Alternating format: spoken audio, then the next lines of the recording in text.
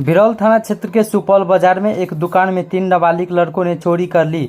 यह घटना सीसीटीवी के मुताबिक सुबह 4 बजे की बताई जा रही है। जब दुकान के मालिक दुकान पर पहुंचे तो उन्होंने शटर का ताला टूटा हुआ देखा, जिसके बाद उन्होंने इसकी सूचना डायल 112 और स्थानीय पुलिस को दी। इसके बाद मौके से एक लड़के को गिरफ्तार किया गया। इस मामले को लेकर थाने में आवेदन दिया गया है। मामला बिरौल थाना क्षेत्र के सुपौल बाजार अफजल टोला खेवा का है, जहां अविनाश कुमार, जिनका घर बरगांव थाना में है, वहां रहकर अपनी दुकान चलाते हैं, जिन्होंने थाने में दिए हुए आवेदन में बताया कि उनके मोबाइल वर्ल्ड दुकान पर कुछ लोग शटर का ताला काटकर चोरी कर रहे थे।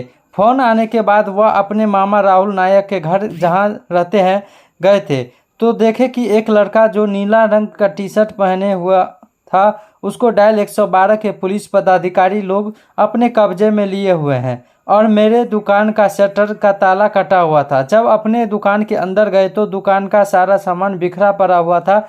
जब दुकान के सीसीटीवी कैमरे की जांच किया गया तो देखा कि 2 लड़के दुकान में मुंह पर मास्क और गमछा लगाकर आए थे।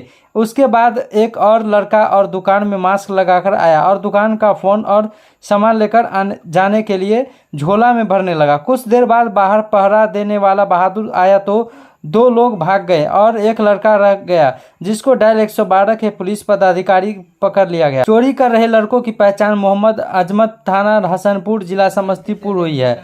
वहीं इसकी निशानदेही पर 2 और लोगों को गिरफ्तार किया गया जो इसे चोरी में शामिल थे। एक का नाम मोहम्मद